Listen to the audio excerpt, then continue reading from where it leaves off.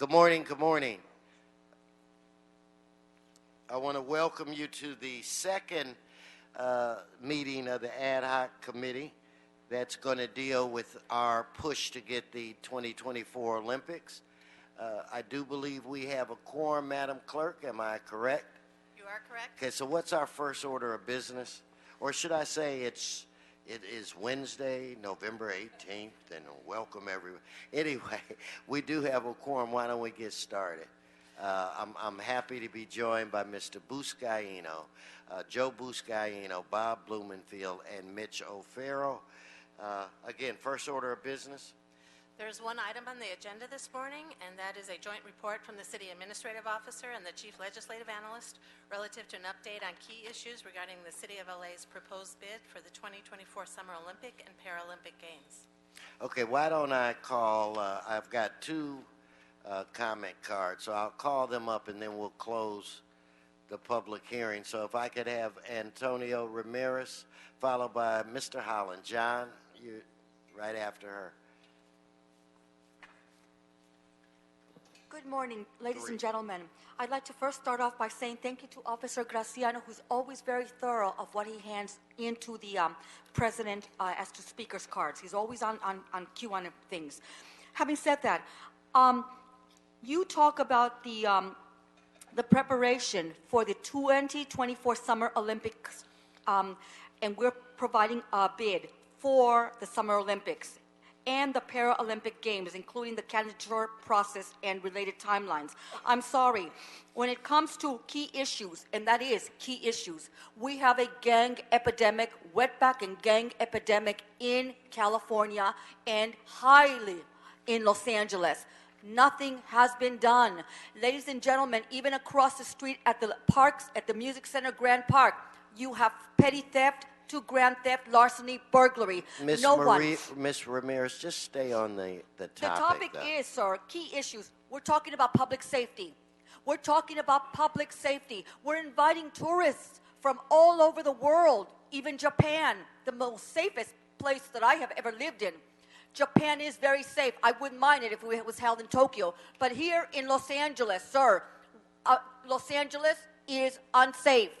It is unsafe. We are talking about public safety. You're going to have people getting mugged, attacked, robbed, and traumatized. We don't want to send our tourists and falsely deceive them, send them back home with empty-handed things. They need to be told the truth, and the truth is, Los Angeles is unsafe. We have a wetback gang-banging epidemic.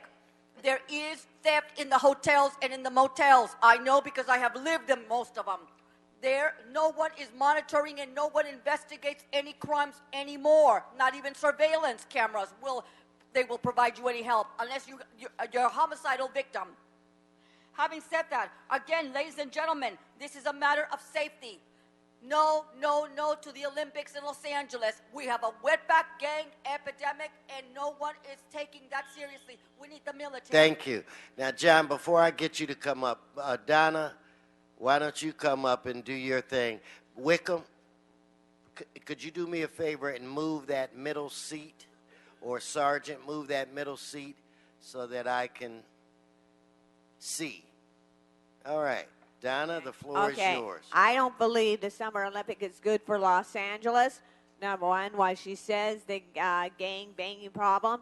And then we also have the problem that the traffic can't take a lot of people coming out here. It just clogs up the area with a lot of traffic, and people can't go around with their daily areas where they want to go to work or they want to go to school because all these people are clogging up and going to the Olympics and don't even bother going to see an Olympic event because they'll be so crowded when you get there that most of the people, they will be enjoying the Olympics. They're coming over here from other areas. They get to enjoy our Olympics, but they're going to be crowding us all in, and we won't be able to see our own Olympics, and we're paying for it. So somehow or other, we'll have to spend money to make this place livable enough, enticing enough to be able to bring the people over here. The Valley certainly isn't set up for any Olympics if you want to put the the Olympics over there and at the basin, that certainly that will destroy the habitat of the basin to have things like rowing. So I don't think that this is a good idea to have the Olympics out here. We can enjoy the Olympics a lot better in Los Angeles if it's held somewhere else than we can watch it on our television set. And lastly, I want to say that while I wish I could smoke in Van Nuys from and No, not that's have to not go on the downtown. subject, And Donna. that's the end of the Donna. Were you here in '84 when we had the Olympics? Did you see any traffic at all? Yes. You did? What part of the city were you in? That was the one time you could get anywhere in L.A. in 17 minutes. Okay, except for, I guess, on your street. John, welcome. Thank you. Good morning, Mr. Chair, Mr. President, committee members. I'm John Howland with the Central City Association. I was here in 1984 in Pasadena. It was phenomenal. It was hot, but the air was clean, which was unusual at the time. And LA was a wonderful place then, and LA is a wonderful place now. As you go forward with this bid, let me state first off, CCA is highly supportive of this. We know this is a great thing. We're confident that the City of Los Angeles will win, but even if we don't, we understand how this will help the city to get our message out about what a wonderful place Los Angeles is, to get that message out to the world. As you go forward, downtown is going to be a focal point of this bid. So as you put together this bid, and I looked at the report, and it looks like LA24 is in its infancy. So as the city and LA24, which I understand is a wholly independent group, but as it starts to build up and the city's bid builds up, please look to downtown, look to our businesses, look to our hotels, and look to our BIDs as a resource, and please incorporate us. And good luck on the bid. Thank you. Thank you very much. And what we're going to do is close public hearing at this time. Okay, if I can get our city folk to come up and let's begin this conversation. It's good to see you all. Good morning, Mr. Chair. Hopefully you have some good news, because it's cold and I don't operate well when it's cold, so you got to it's got to be a good day, Bloomingfield. I need some joy. Good news is Bob's favorite kind of news. Okay, who's going to begin? I'll begin. Okay, Mr. Chair, morning. Members of the committee, my name is Ben Seha with the City Administrative Officer. Here with Sharon So, our Chief Legislative Analyst, and Jim Clark from the City Attorney's Office. Big Jim Clark. And we're here to just provide you some updates with respect to the city's proposed bid for the Olympics in 2024. But and I want to hear that, but I just have to, let's cut really to the quick. Sure. And then we'll get into your presentation. Where are we in our negotiations to come up with an agreement that protects the city and gives us an organized role in all of this? So why don't we go straight to that, and then we'll talk about the other things that you have discovered over the past 6 weeks or so. So where are we? Do we have a deal? We are Jim Clark, Chief Deputy City Attorney, Mr. President. We are very close. We think we've struck a deal on indemnification for the city, which is very important to protecting it. We have tentative agreement on that. We think we'll be done by the end of the month with an agreement that you'll find satisfactory. The brief hiatus now is because our main negotiating partner, Brian Nelson, who's the general counsel of LA24, is in Luzon, as are many of the other principals. So we have a bit of a hiatus this week. We think we'll wrap it up by the end of the month. Okay, Ben, go back to you. So on that note, we have been meeting as a collective force here, the three offices here with the mayor's office as well, on a weekly basis to discuss all the ins and outs of what the bid's going to be composed of, and about the MOU, the status of the MOU with LA24. And now more recently have invited LA24 to some of these meetings to really cut to the chase, as you said earlier, and try to get this MOU done as quickly as possible. And as Mr. Clark said, we expect to have that MOU in November, which would mean we would come back to your committee with that MOU for approval and adoption. So depending on What date was that? Well, if it gets done in November, we would expect perhaps a meeting in December. At the very least, we know we have to come back to you in January because there's a February deadline of documents that need to be submitted to the IOC. That's February 17th of 2016. That would, in essence, be stage one of this process, where the city, where the LA 24 and the city have to provide some levels of guarantees, and we are still in the process of interpreting what some of those guarantees require. But as we state in our report, there's 7 guarantee letters that relate to the city, and 3 of which we think may require the city to be a signatory on. And the city attorney's office, in conjunction with the mayor's office and our offices here, are working with LA 24's legal team to seek clarity on those required guarantee letters and determine what, if any, formal approval needs to be taken before that time. So we expect to be back at the very least in January, before this February deadline. And if this MOU gets done in November, perhaps even as early as December with that MOU for your review and approval. Okay, now we've been joined by Council Member Paul Krikorian. I just want to say, have that on the record, and I just want to impress upon the 3 of you that this committee is just not a committee. We are serious about being engaged, and because we all feel that we have a responsibility to ensure that in the event that we are successful, that the games are successful. We want to make sure that we protect this city from a financial perspective. So you guys, as quickly as you can put the MOU together, the better. And we, again, intend to be a very active lot where we would meet with some regularity on this, because at the end of the day, we don't want anybody to say that, Bob Blumenfield messed all of this up. That we don't want to have happen. But on a serious note, yeah, when I go home is when I hear it most. But no, we want it to be successful, and the only way that our comfort level can be elevated is if we are really participating as this moves forward. So I want to turn to, before I open it up for questions, to our CLA, get your read on things. Yes, Mr. Chair. So I believe that now we are on the right path to having very productive meetings now that LA 24 has rounded out their hiring process, and more people are now involved in our working group meetings.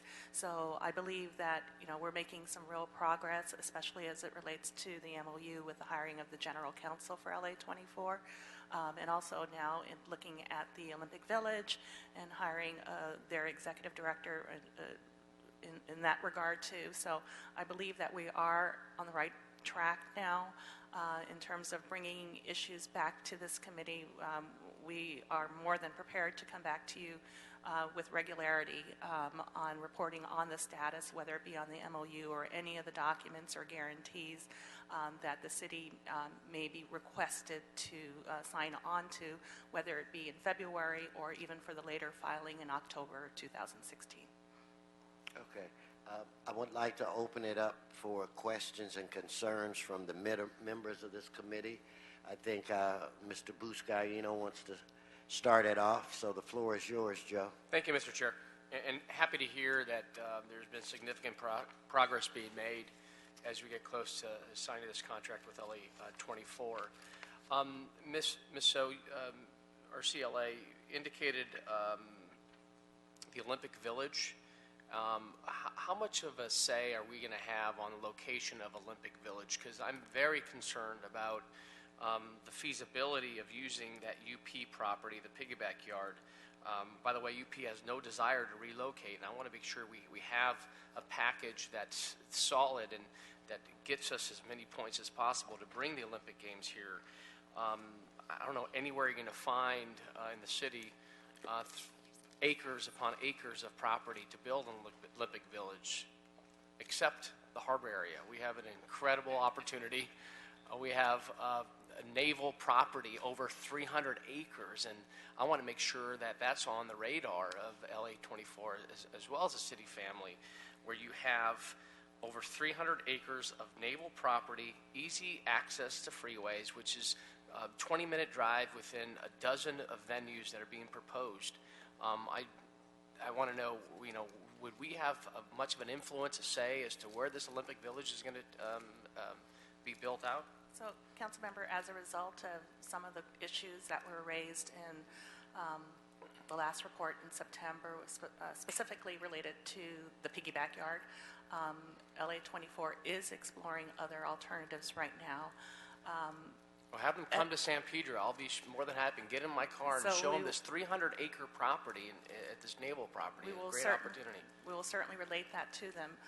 But as you indicated, there are many criteria that they are considering. Piggyback yard is still their number one option as it relates to the Olympic Village. But the criteria is about the size of the property. It's indicated that at least 70-plus acres would be required, and also location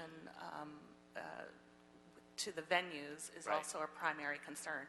So given those criteria, you're right, that there are very limited options in the city of LA, which would have that type of property and that type of access to the proposed venues. But we will certainly relay to them that is one of the areas that they should be reviewing in terms of how much impact we have. That would be coming back at some point to you with regard to the entire bid package, and that will probably be as early as next year. I understand by February, right? February 2016, that's the timeline? That's the first filing, Mr. Buscano. Let's say two additional things. Clearly, security, and those of us who witnessed what happened in France can appreciate that, Sure. will be a major factor in location of the village as well. So. And then lastly, is there any possibility the city can avoid being on the hook for cost overruns? And this is the will of this city, the will of this council, the will of this committee, to ensure that the city makes sure that we avoid these cost overruns. Well, that's in essence what the MOU is Right. the intent of, is to make sure that the city is protected with regard to cost overruns. There may still have to be some guarantees made on the part of the city. We're looking, I believe there's efforts being made with the state for some support there as well. That's one of the major issues that we hope the MOU will address. Well, I'm pleased, Mr. Chair, Okay, that the progress thank you. being made. I'm also pleased that we have a seat at the table here. This council, of course, working alongside the mayor and our award-winning city family here, working collectively with LA 24 to bring the games to Los Angeles. So thank you very much. Thank you, Well, Mr. Chair. and Mr. Buscaino brings up a good point. I mean, in order for us to really feel like we do have a say and that we're engaged, it's dependent upon the agreement that you're trying to put together now in the MOU. So that is important to us. I want to indicate that we've been joined by the vice chair of this committee, Mr. Gilbert Cedillo, who for good luck on my birthday awarded me a pin from the Olympic collection. So I appreciate it very much, but also I view it as a good omen for us going forward. Any other questions from Mr. Blumenfield? Thank you. And Mr. President, thank you so much for taking the lead on this important committee. This is critical for the city, and I'm glad that the council is really is digging in and working with the city family to make this happen. It seems that in order to make that LA 24 or the MOU, we really need to also have a sense of where the other cities stand and the state stands in terms of shared indemnification, in terms of both, especially on the larger scales, in terms of what the state is going to put forward, but also in terms of how we share that responsibility with other cities. What efforts are we making to bring in other cities? Am I wrong? Is it premature to do that? How is that process going? I think it is premature, and I think we have to get the basic tenets of the relationship between LA 24 and the city outlined in the MOU. That won't answer all the questions, but it gives us a framework for moving forward. And then in terms of the state indemnification possibilities, does that not play into what the MOU looks like? if we have to wait for the state, Mr. Bloomfield, we won't get this done because you know very well that the state doesn't move all that quickly. And if we are going to get the MOU done and begin moving forward based on a framework, we have to do that first. I don't know when we're going to get a state indemnification commitment. And I guess that speaks to some of the guarantees that we want as protections as a city are going to come from this MOU, but naturally not all of them can, because the city's, as you all mentioned, is going to have to make certain guarantees down the road when we actually make the bid with the IOC. So I take it that that's going to be the time frame after the MOU, before the IOC, that we're going to have to nail down some of this other stuff. That's exactly right. Our anticipation is once we have the MOU in place, we'll have to look to the guarantees that Mr. Seha or Ms. So referred to. There are 7, 3 of which, or 4 of which possibly would involve guarantees by the city. Some are very straightforward, supporting the Olympic movement, for example, and being environmentally conscious. Some others are not so easy. In their current form, I think they're problematic for the same reasons I indicated to this council when we spoke earlier in full council session. But we need to get the MOU done, and then we've got to move to the guarantees. Those will have to come back to this committee, and we should be able to update you again before your December recess. Can you make is it appropriate at this point to tell us what some of the more difficult guarantees are? Yes, these are all in the candidate questionnaire. The ones that strike me, and I think our team collectively, and as Mr. Seha indicated, we've been meeting with kind of all the interested parts of the city family, is guarantee G1.2, which would provide a guarantee from the region, host city, and other venue cities stating the following: the names of the duly authorized representatives, that they guarantee respect to the Olympic Charter. Again, not a problematic one. The next one raises some of the same issues that were raised initially, and that is guarantees that it will take all necessary measures in order that the host city and the organizing committee fully complete their obligations under the host city contract and other relevant agreements. Well, we haven't seen the host city contract, and we haven't seen all the relevant agreements, although we have seen a template. So we've got to really work on that one, because it's unclear to me, at least, and I think this is true of all of our team, as to what exactly that would commit us to.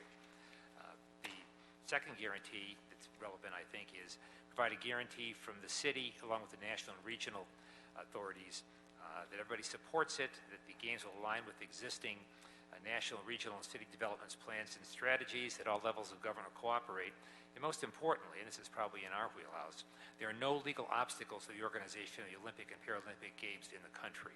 Now, that may be a national representation. Some of these are unclear because they ask several levels of government to provide the guarantees, and who guarantees what, at least to me, isn't apparent from the face of the document.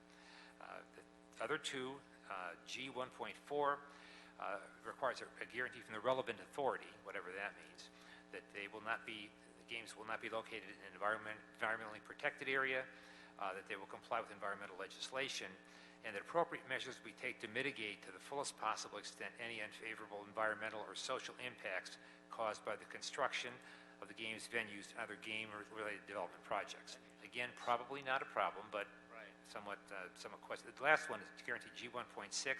Provide a guarantee from the city authorities and the candidature committee confirming the host cities and future Olympic organizing committees' unconditional participation in the top program and other IOC marketing programs.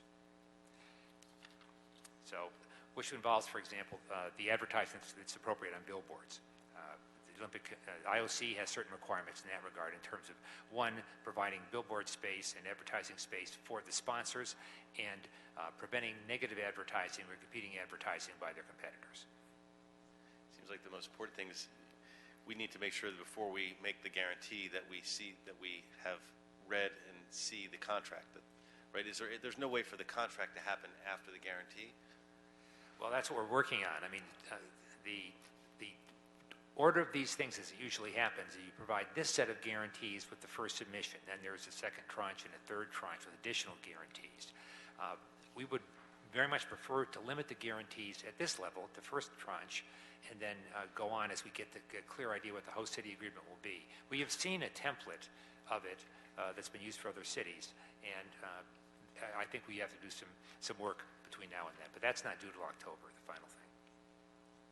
Okay, thank you. On Mr. O'Farrell, what I would not want you guys to do, I would not want you to count out the state and their ability to act quickly.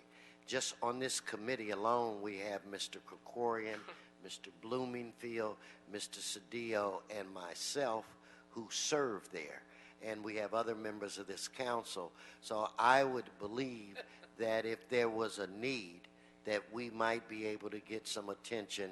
And we have a lot of friends there that this Olympics is almost, in fact, every bit as important to them as it is to us. So let's, at least give us the college try. I'm optimistic that they would want to help. With that said, Mr. O'Farrell. Thank you, Mr. Chair. Like all of my colleagues, I think it's really important for us as a city council to help define the framework so that, A, we get the bid, we get the games, and B, that we have a successful games. And with that, to refer to Mr. Buscaino's comment, it's very important to me personally that every corner of the city benefit from an Olympic Games in 2024, from San Pedro to the north, San Fernando Valley. It's a golden opportunity for us to really leverage our resources, leverage and maximize our opportunity on how an international event of this scope can benefit the city, not just in 2024, but in 2025 and beyond. Having said that, we, along with the 7 guarantees that you mentioned, we definitely need to dial down on any sort of cost overrun responsibility. And we know that's into the hundreds of millions of dollars. We've got to figure that out because I don't think any of us want to put the city on the hook for cost overruns when it's unnecessary to do so with all of the resources that we have and all the interest and all the financial interest and support for these games. We don't have to be just like every other city in the world bidding for the Olympics. We are Los Angeles, and we have resources to bring to the table that other cities just do not. So I just wanted to put that out there. And in terms of city facilities, it has been communicated previously that city facilities may have to be reserved as far in advance as 6 months of an Olympic Games coming here. That could include some of our recreation and park facilities.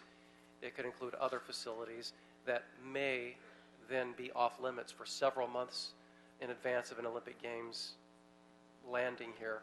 So we need to take a look at what that exactly means in the coming months as we explore the details further. And then I also want to refer to the piggyback yard, which is the preferred site for the Olympic Village, and I'm glad to hear that other locations are being explored because just knowing the piggyback yard like I do over the past decade plus, knowing that, as Mr. Buscaino mentioned, UP is not a willing seller. They're not going to be a willing seller anytime soon from what I can understand, and the price tag is about $600 million, and then we would also have to pay, according to UP, for all their relocation costs of the rail yard, which is another $300 million or so. I'm rounding out, but you get the idea. Then we would be on the hook for remediation of soil contamination. So we're talking an additional hundreds of millions of dollars. We could be talking, for piggyback yard alone, just beside the Olympic Village, up to $2 billion. I don't really see how that's even a starter at this point, but I could be proven wrong. We'll see. There are certainly other locations that could be looked at, and I'm glad you're exploring those.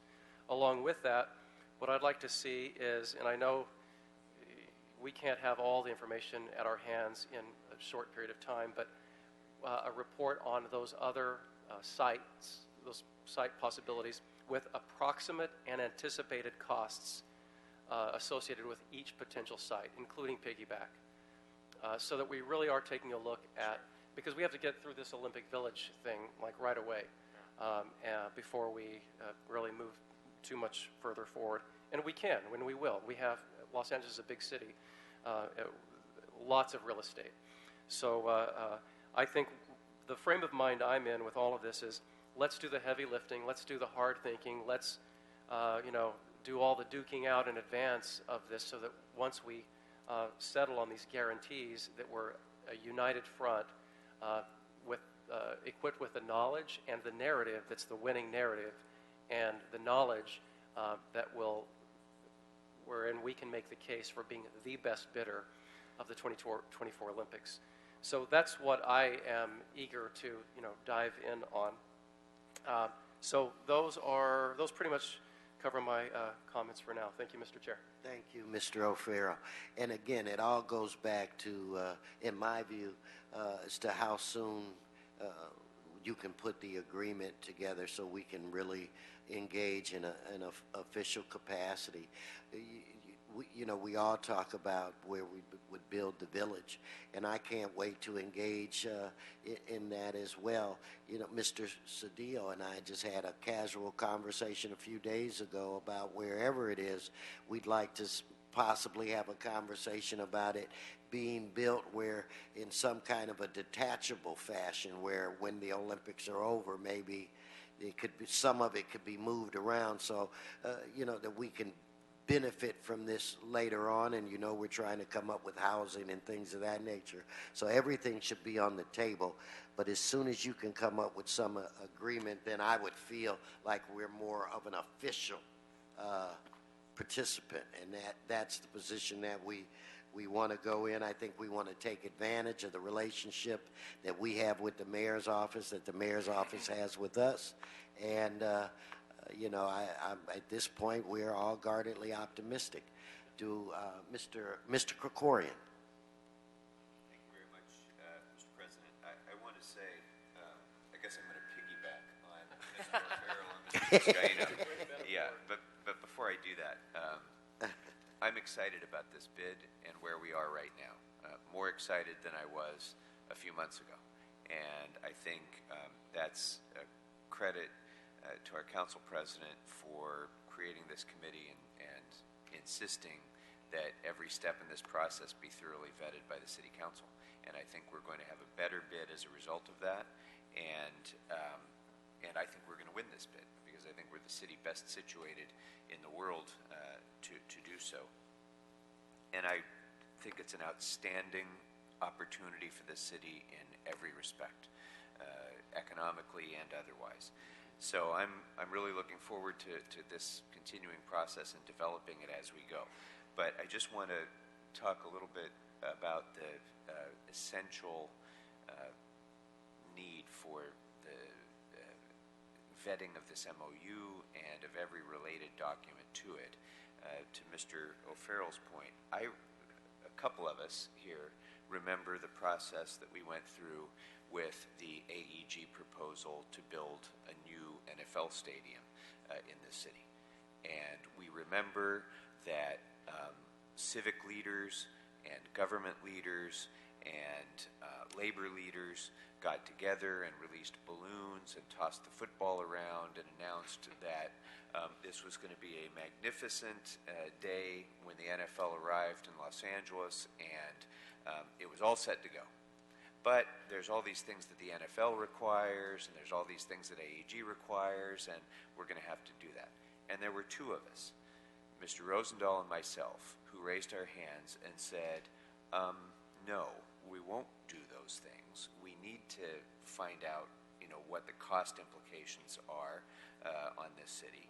And we said that some of those things that we just expected we would have to do were not going to be acceptable. And I think as a result of that, the final proposal that was voted on by this council was an outstanding proposal that did not put the city at risk in the way that the original proposals would have.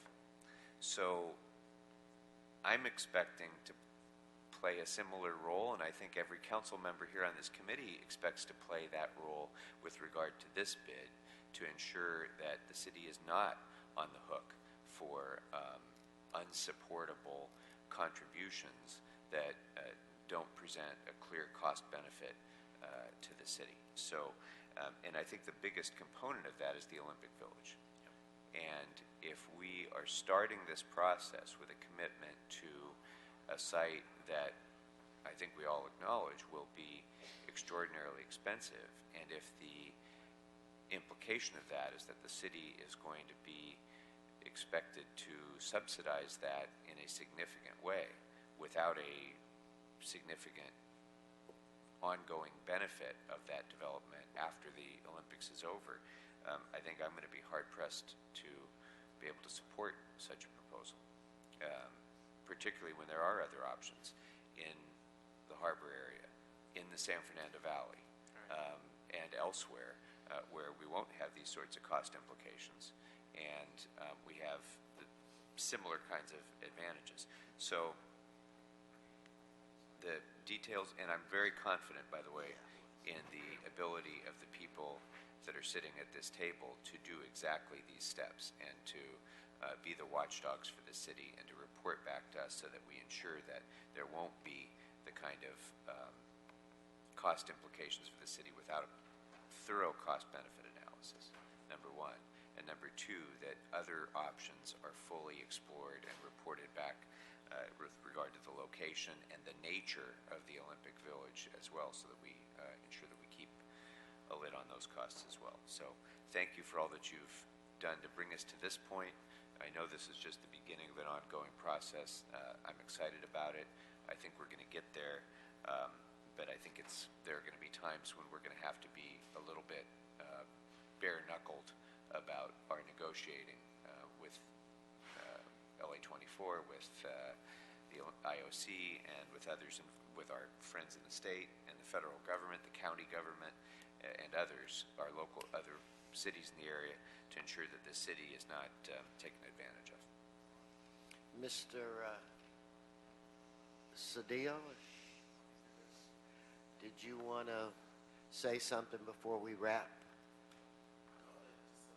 Museum in Switzerland to get your pen and I appreciate it. there's an incredible Olympic movement, and spent about 5-6 hours there, and it's the opportunities that we have are hard to appreciate until you see them and what we're going to be a part of. So. Well, again, I am excited that we have an opportunity in some ways to make history, third time in the great city of Los Angeles, and I know each and every one of us are committed to do everything that we can to be successful, but to also protect the city. And I feel good about this. Mr. Blumenfield. Just a question. We're talking a lot about the Olympic Village, and just to kind of get all of our minds focused on alternatives, because we may very well need alternatives. What are the parameters? So does the Olympic Village have to have a certain footprint?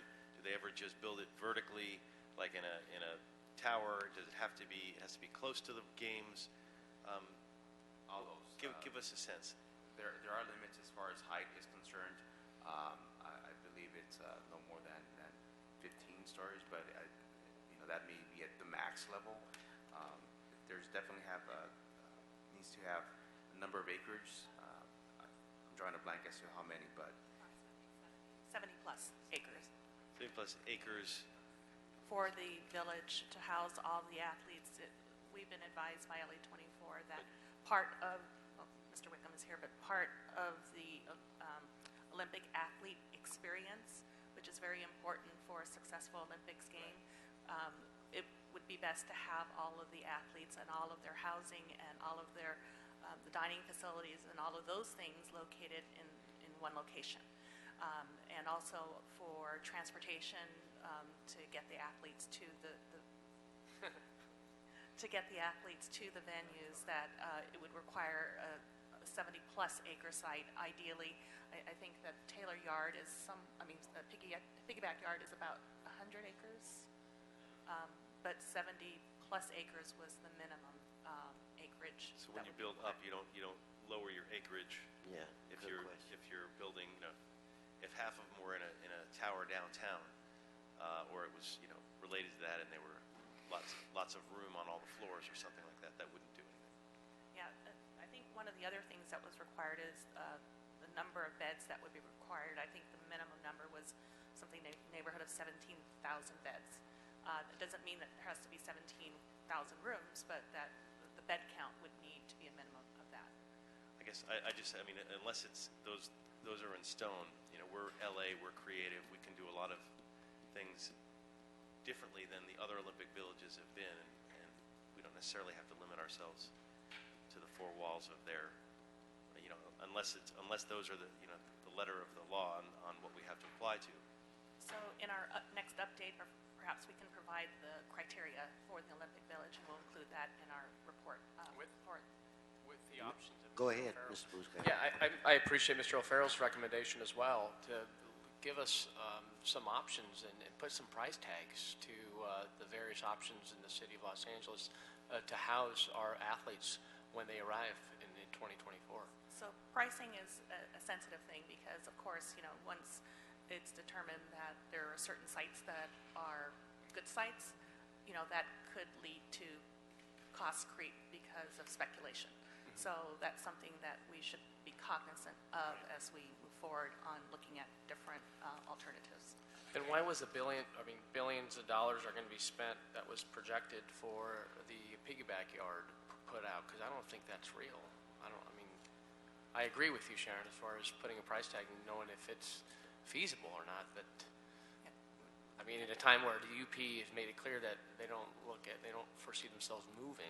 Yeah, Councilman, we understand that when the bid package was put together that included piggyback yard, that was one of the numbers that kind of stood out as being of great concern to us. And I think that the price tag of $1.4 billion, it did not include the acquisition, the relocation, and remediation costs. And so clearly that was a concern. So yes. And Mr. Buscaino, one of the charges, I believe, of this committee will be to scrub those numbers. Right. Because in order for us to make an honest assessment, we really have to zoom in on what they are. But not to cut off Mr. Blumenfield, he makes a great point. Now, you said 17,000 beds, but that's about 6,000 units, or? It could be six or actually maybe even more than that. It will probably be closer to 8 or 9. After you are successful in negotiating this MOU, the next time we meet, we should get a review of the MOU, but these are the types of questions that we need answers for. So you may want to prepare, requirements for various areas and activities and things we need to build, because that's a benefit to us to understand those costs going forward. Mr. Blumenfield, back to you. That's good. Thank you. Okay. Let me just say Yeah, one thing, Big Jim. Mr. Chairman. My understanding, maybe Ms. Sell and Mr. Seha can correct me if I'm wrong, is that the intention of LA 24 is to build the village with private money. In other words, not ask the city to fund it, but using private developers. Now, whether they can do that or not, I don't know. I'm sure I'm not an expert in that area, but I think their intent is not to ask the city. And we for any get money. that. Yeah, okay. And we get that. And how many times have each and every one of us sat in our office and put together a deal that we just thought was the best thing since sliced bread, and then all of a sudden something goes wrong and it unravels the whole thing. I am very supportive of LA 24. It is a great committee, a lot of talent, led by our mayor, but we really need more data and more information, because we view our job as being a big asset to this entire conversation. And our goal would be to help them accomplish the goal of being able to do this with private money. We're going to have to put a lot of emphasis on that, and in order for us to help, we need to know. All right?